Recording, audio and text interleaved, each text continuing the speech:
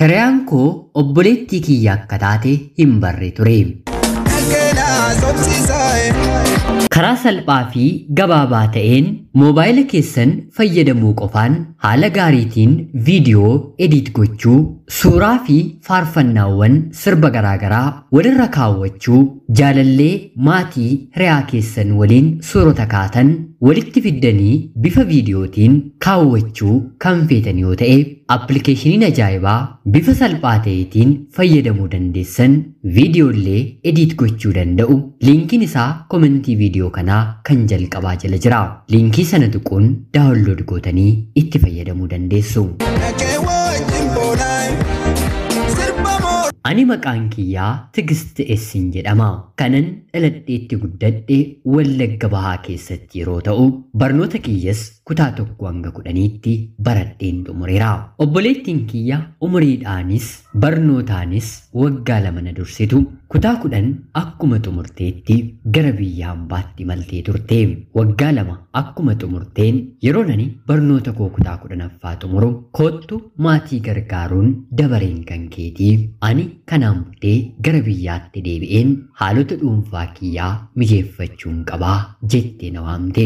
Anis tole jedheen waan hunda guuttadheen torbeesheen gara biyyaatti deebite. Ani immoo gara biyya hambaatti maleen manuma maadaamii isheen hojjechaa turte keessatti qacarameen hojjechuun eegale. Manni sun baay'ee gaariidha. Maadaamiin keenya akka maadaamota biraa miti. Abbaan manaan ijoollee 4 irratti dhiisee boqotee obboloonni abbaa manaa ishee gargaaranii qabeenya horatanii fi ijoollee guddisuun waliin dhaabbatu. Maarree hojiin kan koo akkanumallee kan obboleettii koo duraa ijoollee kanaaf wantoota barbaachisu guutummaatti gochuu malee kan hafe dhimmi mana keessaa hojjettuu biyya Keeniyaatii dhufte tokkotu hojjeta. Hojjettuun sun bakka keenya galuu barbaaddi. Gosti hojii nuti hojjennu murtaa'aa waan ta'eef kan mana keessaa garuu kan isheen hojjettu murtaa'aa miti. Anis obboleettiin koos gara jalqabaa dabalataan yeroo boqonnaa keenyaa ishee gargaaruudhaaf yaalii ni goona turre. Haa ta'uutii garuu obboloota abbaa manaa maadaamii waliin walitti nu buusuuf yaalii waan gootuuf sababa hojii isheetti obboleettiin koos dura ani immoo erga qacaramee booda gargaaruu ni dhiisne. Akka yaada obboleettii kiyyaatti gara biyyaatti erga deebitee booda maallaqa hojjette gariin maatiif kennitee gariin immoo hojii dhuunfaa hojjettee of jiraachisuun karoora ishee ture. Haa ta'uutii garuu wanta biyya keenyaa ni beektu mitiire. Mana keessa har'a kanan guuta bor immoo warra koof kanatu hir'ate otoo jettu maallaqa qabattee galte hojii tokko iyyuu otoo hin hojjetiin ofirraatii xumurte. Sanaan booddee maalaa godhuu jettee yeroo na gaafattu koottuutii waggaa 2 dalagadhuutii ofii keef qofa hojii jalqabii jedheen isheetti hime. Viizaa gara biyya biraatti ergattee otoo jirtu mucayyoon Keeniyaa na waliin mana tokko keessa hojjettu nagaa jettee gara biyyaatti galti. Yeroo kanatti obboleettiin koo viizaa ergatte dhufee fi dhiistee maadaamiin kiyyas gammaddee wal bira taanee waliin hojjechuu jalqabne. Amma lamaan keenyu hojii walirratti dhiisnu wal gargaarree jabaannee hojjechuutti fufne. Tokko guyyaa dadhabe, tokko gargaaraa, tokko guyyaa dhukkubsate, tokko bakka bu'aa akka mana haadhaaf abbaa keenyaatti mana kana keessa hojjechuutti fufne. Kanaan otoo jirru anis shamarra isheenis shamarra dhaatii jaalallee dhaabbataa ta'e qabachuu qabna jennee lamaan keenyu wal gorsine. Isheenis dargaggoota isheetti dhiyaatan anis dargaggoota natti dhiyaatan keessaa filachuu kan naaf ta'an jedhe gara adda fo'achuutti deeme. Booddee irratti lamaan keenyu jaalallee tokko tokko qabannee waliin haasa'uu keenya fufne. Nama tokko yoo amanan gara fuulduraatti yoo karoorfatan nama of maddii jiru beeksisuun dirqama dhaatii. Obboleettiin kiyya akkana waliin hojjettuutti otoo hin taane akka dubartiin amanu hiriyaa koo taateetti jaalallee koon barsiise. Obboleettiin kiyyas jaalallee ishee akka ani hiriyaa ishee ta'etti wal na barsiiste. Jaalalli lamaan keenyaayyuu jajjabaatee deemee maatiin keenyas gara biyyaatti galaatii gaa'ela godhadhaa kanaan booddee biyya ormaa jiraachuun isin gahaa jechuun yeroo yerootiin nu dubbisaa waan jiraniif anis obboleettiin kiyyas jaalallee kan keenyaan jaarsa ergadhaatii akka aadaa fi safuu naannoo keenyaatti wal fuunee gaa'ela ijaarrannaa jennee isaan gaafanne. Jaalalleen kan koo rakkoon qabu haa ta'uutii garuu cidha kan goonu yoo ta'e maallaqni nan gahuu jedhee naaf deebise. Yeroo kanatti ani homaa rakkoon qabu qarshii 50,000 siifin ergaa wantoota barbaachisu ittiin guuttaa jedheen deebiseefi tole jedhee jaarsa ergee. Obboleettiin kiyyas akkanuma jaalallee isheetti yeroo dubbattu kan ishees rakkoon qabu jedhee jaarsa ergee.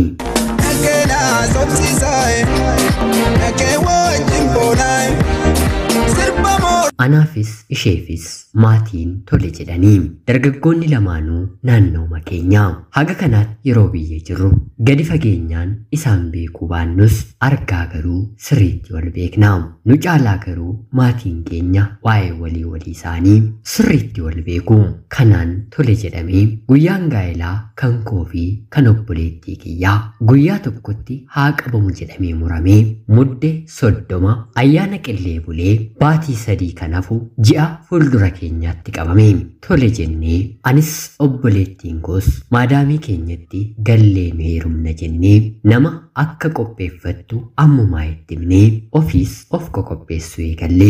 Kanaan otoo jirruuti jaalalleen obboleettii koo akka hiriyaatti malee obboleettii kootiin akka obboleettii kootti anaan kan hin beekne jaarsa ergeen garaa hiraa jiraa jedhee natti dubbate.